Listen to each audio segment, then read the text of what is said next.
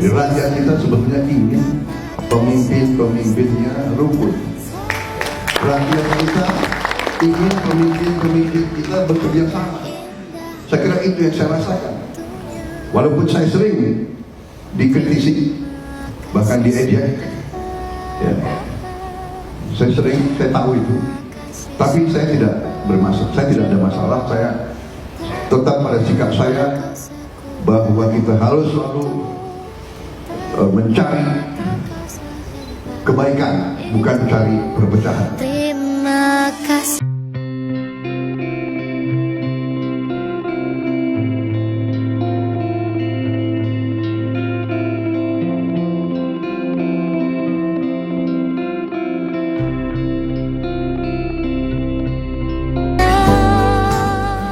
Assalamualaikum warahmatullahi wabarakatuh. Teman-teman semua, ini ada beberapa video yang akan kita reaction, simak bersama-sama terkait dengan politisi Gerindra Bung Habibur Rahman membungkam, menskakmat politisi PDIP yang selalu menyerang keluarga Pak Jokowi. Entah seperti apa sakit hati mereka ini sampai hampir setiap hari mereka menyerang Jokowi, teman-teman. Entah itu di televisi, di YouTube, ketika mereka menjadi bintang tamu. Pasti yang selalu diluapkan amarahnya itu pasti keluarga Pak Jokowi. Dan Habibur Rahman sepertinya menjawab dan membungkam politisi-politisi PDIP ini dengan sangat elegan, teman-teman. Dan nanti kita akan melihat beberapa video juga terkait dengan Pak Prabowo Subianto, seperti apa beliau di mata para pemimpin negeri ini, teman-teman. Oke, tanpa perlu berlama-lama lagi, mari kita mulai videonya berikut ini. Karena tadi juga disebutkan oleh Mas Uki dari PSI bahwa PSI itu anti korupsi dan intoleransi. Cuman saya menunggu kenapa tidak anti nepotisme juga begitu. Waduh. Nah, saya melihat bahwa kalau ini kemudian bisa terjadi nepo baby di mahkamah keluarga dan nepo juga baby di mahkamah anak untuk kemudian usia, kenapa kemudian kita tidak coba wujudkan ini menjadi calon yang sesungguhnya untuk kemudian kita sama-sama menilai apakah kemudian keputusan itu berjalan sebegitu saja tanpa campur tangan tenaga atau power yang begitu luar biasa. Siapa yang bisa merubah MA? Bayangkan bisa berubah pendaftaran, berubah menjadi pelantikan. Ya, saya sebenarnya mau bertanya nih kepada teman-teman Bang Idrus, Mas Uki sama Pak Habib, kapan kemudian batas usia dinolkan begitu loh? Karena udah ada beredar foto-foto anak yang dibagikan di sekolah nih. Oke. Saya harus nanggapi karena Anda sudah keterlaluan dari tadi. Wah, keterlaluan. Jadi kan? kita ini dejavu. Kalau Anda bilang dejavu, saya dejavu juga. Dejavu kejadian ketika ada putusan MK. Anda serang rame-rame, Anda bully rame-rame, Anda fitnah rame-rame. Secara politik, rakyat sudah menghukum Anda dan rekan-rekan Anda. Hancur kalian. Cuma dapat 16%. Secara hukum, putusan Mahkamah Konstitusi, berbagai putusan, 3-4 putusan, termasuk putusan yang terakhir, dinyatakan tuduhan-tuduhan tersebut tidak terbukti. Sekarang Anda ingin ulangi lagi, katakan tadi bertarung di ring yang sama, nggak apa-apa. Silahkan rakyat yang menilai. Ya jadi gini, taruh ya. Anda tadi katakan adik-adik mahasiswa, sejarah membuktikan generasi milenial, Gen Z telah menentukan pilihan. Mereka tidak bisa dimanipulasi dengan narasi-narasi penuh fitnah, narasi-narasi penuh tuduhan yang memang nggak pernah terbukti. Silakan mereka memilih gitu loh. Wow, keras banget teman-teman. Anda dihukum rakyat dengan nilai 16%.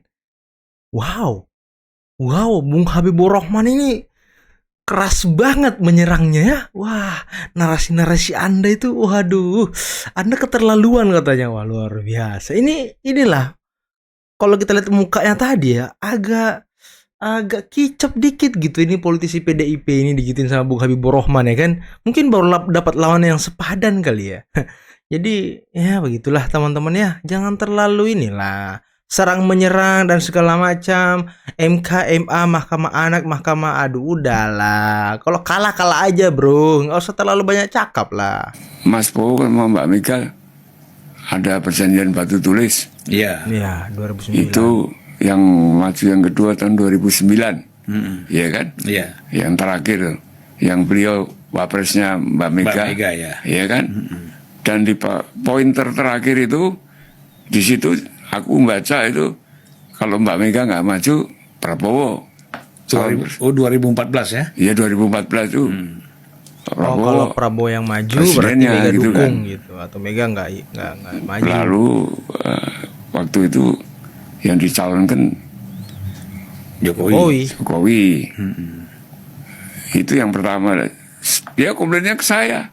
Oh, Mas Bowo komplain ke Mas Jody. Sebenarnya nggak komplain, saya Cerita aja ya. Mas Bowo juga yakin udah bahwa Mbak Mega akan mendukung dia. mendukung Prabowo.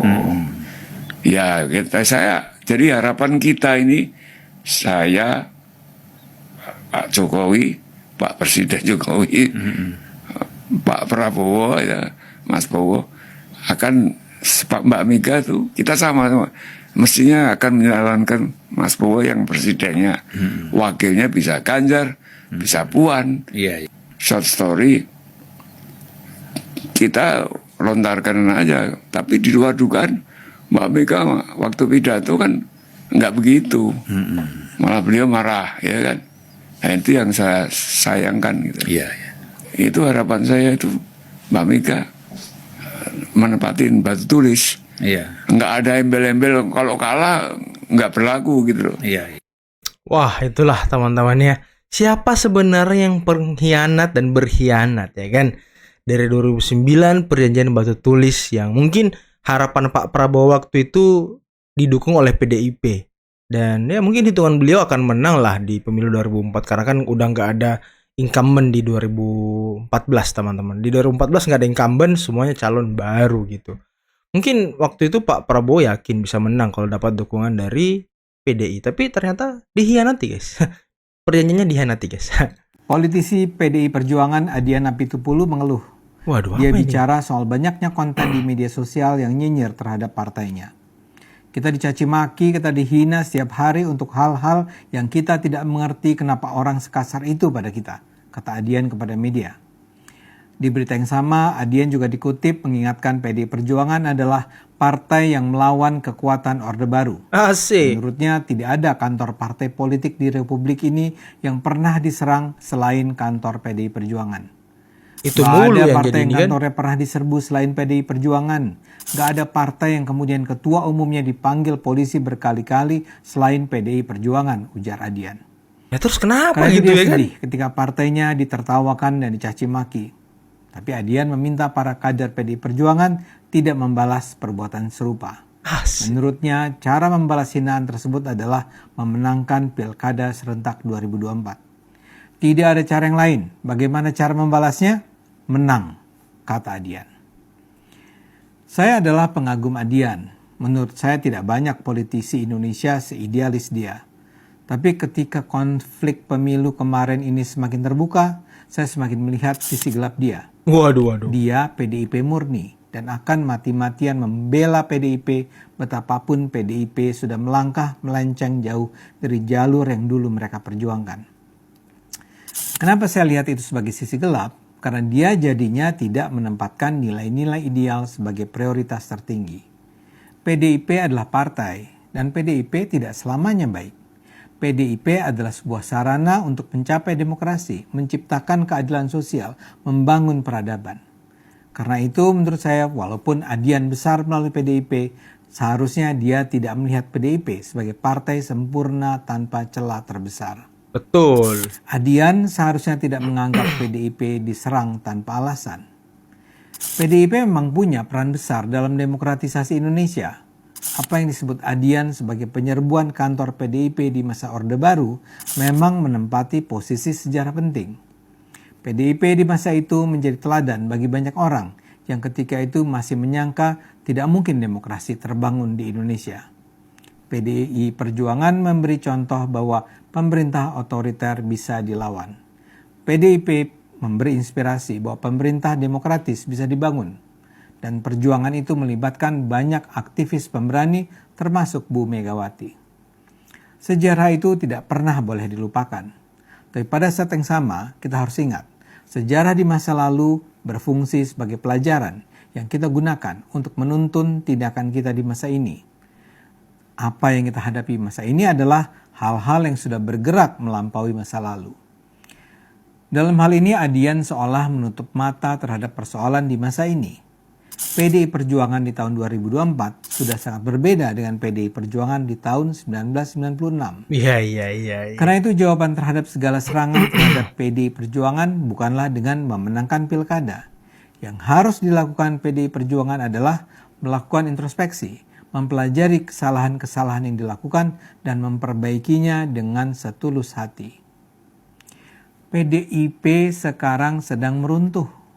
PDIP memang masih menguasai persentase terbesar dalam pemilu 2024. Mereka meraih 16,72% suara.